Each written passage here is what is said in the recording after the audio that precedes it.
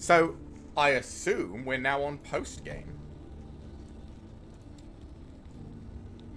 Right? I guess that's it. Which is very cool. I think that whole system of the mapping is very cool. I approve of that. I like that a lot. Just having different, it's very similar to mapping in PoE, which is very similar to Greater Rifts, apparently, according to Diablo 3 or something. So they've all got a similar idea. You pick a world with modifiers, go there, kill stuff, get loot.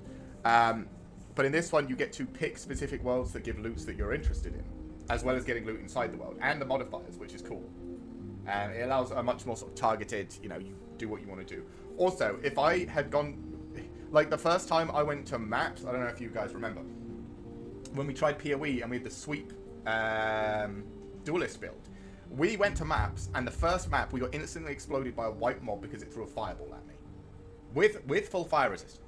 It just nuked me from full HP because I didn't have enough health, because you needed a certain amount of health to even enter maps, apparently. This, like, I'm taking a shit ton of damage, and I died to that boss. So it's not easy, because I still had to think about what I was doing on that first boss. But I went into maps, and I went into this game's version of maps, and I didn't feel immediately like I was completely useless, like I needed to go rebuild my character completely. Which is very nice. Like, does this game have its problems? Every game has its problems. It's not perfect. No game's perfect. And I mean, there, for people who are like invested into PoE and understand how to make PoE work, PoE is a better game. It's got to be. It's got 10 years of content built into it. It's just going to be the better game.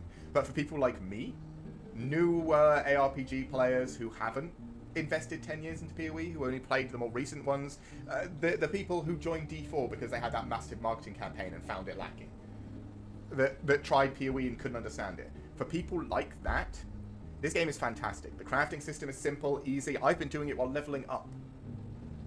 The idle system is a good way to let people fill in the stats they are missing on their equipment, or the stats they just don't want to bother to go and farm. So, say I wanted, maximum all of these resistances, but I didn't want to put it all on my gear. It would take some time, but I'm sure I could farm a bunch of idols that were just all resistances, and I could just max out my resistances with it. Like, this one gives 17%. If they have percentage all res idols, and even if it's only like 10%, you get, 5 or 6, well, I guess 7.5, 10% all resist idols.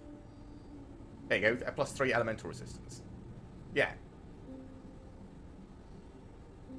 So all you need is, a bunch. This is a small one, so that's why it's not giving very much. But if I roll some bigger ones with all res on it, I could just get a bunch of all res stuff and put it in here and put it in these slots. It means you don't have to it means you have more space for, say, like minion health and minion damage, the two things I want, and then health on my character, and then things like physical, poison, necrotic, and void resistance. It just takes a little bit of the legwork out, which is really nice for someone, someone like me. Also, this blessings thing I haven't really had an interaction with yet, but this seems very interesting. So you get to choose blessings by doing certain things, and the blessings change what you get while you're inside. Also, we max rolled this blessing. That's nice. But yeah, this is... I think Last Epoch is a very good ARPG. I've played Path of Exile. I think Path of Exile is a better ARPG. But I'm not good enough. And for people like me that don't want to just go copy-paste somebody else's build, it's very, very hard to get into Path of Exile. So... personally, for me, just me, not everyone on the internet, calm down, I don't want everyone exploding simultaneously. For me personally, I think Last Epoch is probably the best ARPG on the market at the moment.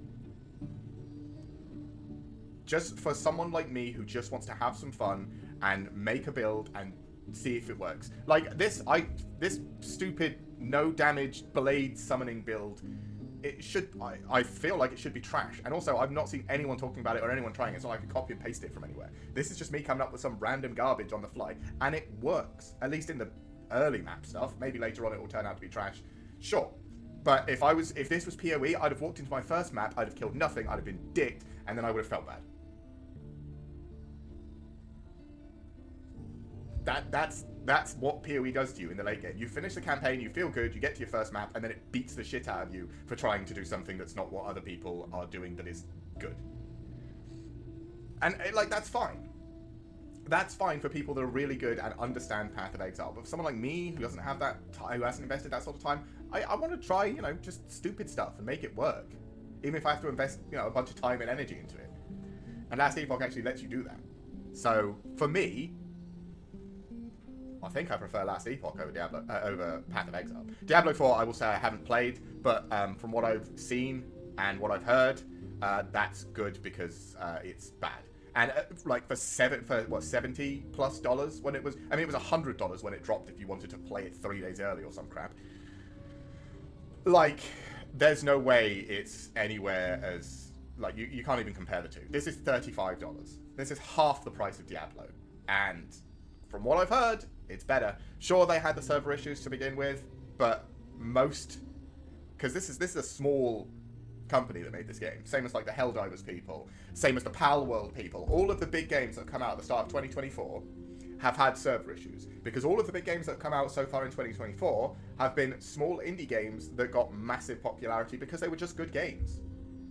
And it would appear that the, you know, problems have been resolved mostly, because when I was playing last night, I didn't have any issues. But again, that might have been because I was playing at 9 PM. So we'll have to see. I'll try playing later today and we'll see how it runs.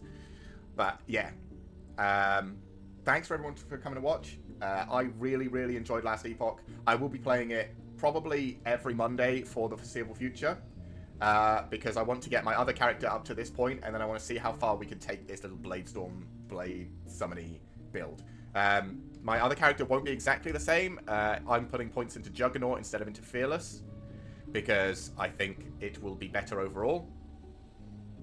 But it's, you know, 4 points here, 1 here, 5 and 5 here, 5 here, cap out at 20. Probably the exact same build going through here, and of course the couple of points in Paladin that I'm going to be putting. And I don't think I'm putting any, like, I might put some Abyssal Endurance points in just for Void Resistance, because I think my Void Resistance is currently pretty crap.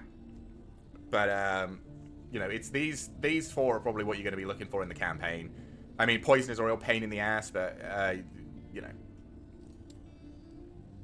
But yeah, thank you, everybody, for coming. I hope you enjoyed.